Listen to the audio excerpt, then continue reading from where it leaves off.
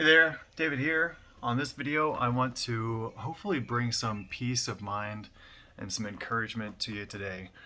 With so much going on right now that we could be focusing on, I mean, there's a lot of craziness happening right now, and I'm doing my best not to point any fingers or, blame this person, this political party, and whatnot. There's plenty of news channels out there that will help inform you and do that for you. Um, and yes, it is good to stay informed on what's going on with the whole Afghanistan deal and the COVID deal and the vaccination deal and the new definition of terrorists if you love freedom, basically. But I wanted to kind of help bring our focus back to something that will help to give you some peace of mind. And actually, I got some background music here that's just peaceful sounds. Man, I was thinking today, like with everything going on, oh my gosh, there's so much craziness. What do we focus on? What do I make? What do I make content and videos about right now? There's so much happening, and I don't want to, you know, clutter up my Facebook page or my blog with only negative stuff of what's going on. I mean, and that would be easy right now, considering the. I don't even want to get into it, but I was thinking, what can we focus on to just help us to move forward and give us peace of mind and everything. So today on this video, I wanted to give you a couple of things to help us focus on that we can control. Because if we can't control the things that are happening, then there's not a whole lot of reason or point to focusing on it and letting it get us all worked up, right? So, first and foremost, man, let us focus on God. Let us focus on getting back to prayer and to unifying ourselves through the family unit. Okay, if you're a faith-centered person, then let's all get back to prayer together. Let's all get back to inviting Jesus back into our lives and just focusing on trying to get closer to Him, to God. And I think it's good if because I'm not perfect. Obviously, I'm definitely not perfect in this area, but it's good for us all to be reminded of it. And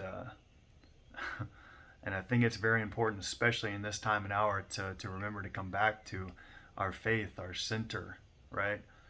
That's what's made this nation so great from the beginning. So let's get back to focusing on the things that we can control. And remember this too. One of my pastors, Steve Foss, he used to say that what you focus on gets bigger. And isn't that true? If you take like a magnifying glass, whatever that you point that magnifying glass on, it's going to get bigger. So the things that you do focus on, that's going to affect your mind. It's going to affect your thoughts, your stress level, your daily productivity level, and your health, ultimately, your quality of life. And then he also used to say this too: balance is the key to life. So, yes, while it is important for us to stay up to date on what's going on, I have to do good on this too. And I just got back from a trip where it was really nice to unplug for a couple of days, about 4 or 5 days. We went to Michigan, but we got to remember to not let those things take us over. So balance is the key to life, okay?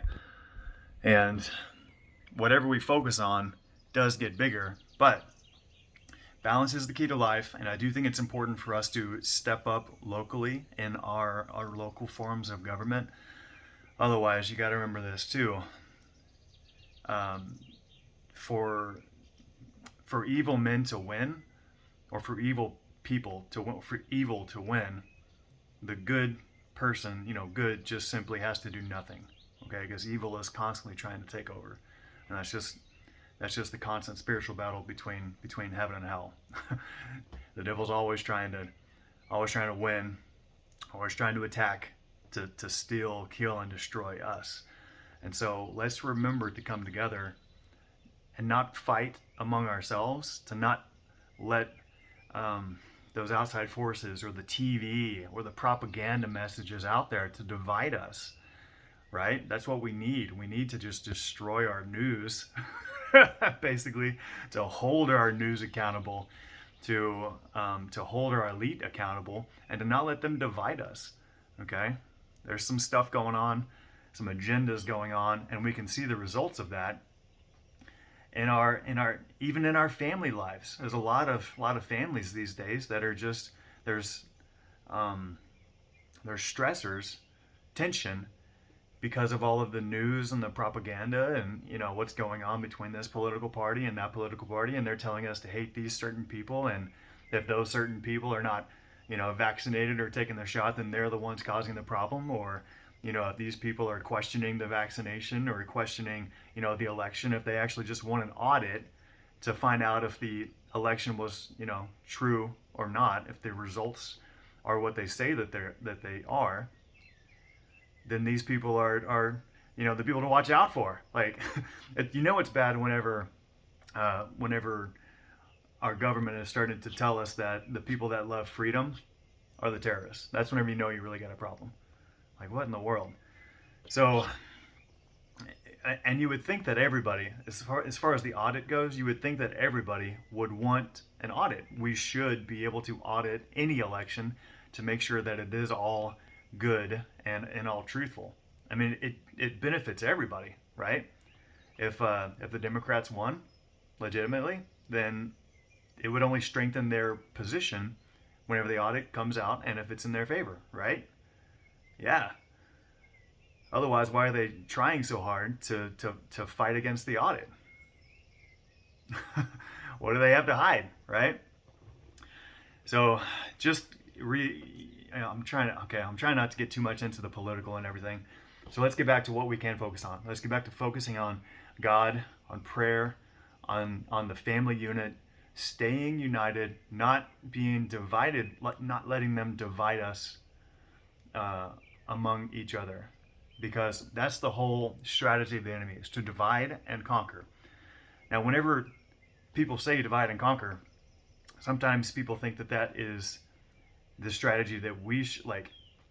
Let's say that we have, an opposing force, force A, okay? Divide and conquer does not mean that force A divides and then tries to conquer B.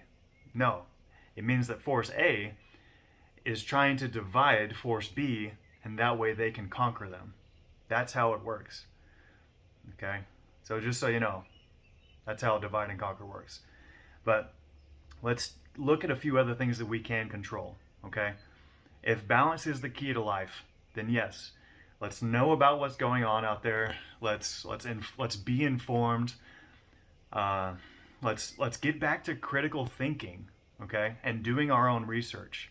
We should be questioning everything that we're hearing on the news, from doctors, from testimonies, and we should be open to all sources of information, to all forms of information. And it doesn't matter what platform it's on.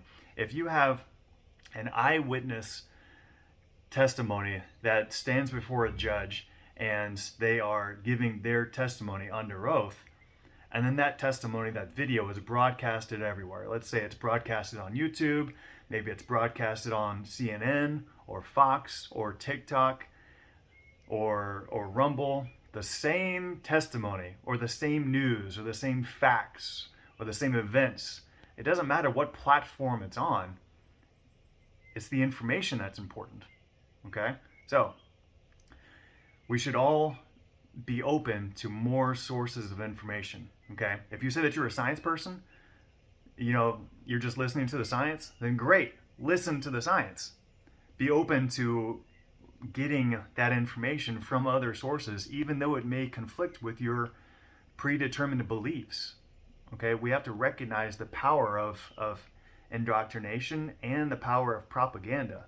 If somebody says that they have science that is actually supporting something that is against what you have been told from your news, then shouldn't you be open to reading that science? At least hearing it out, right?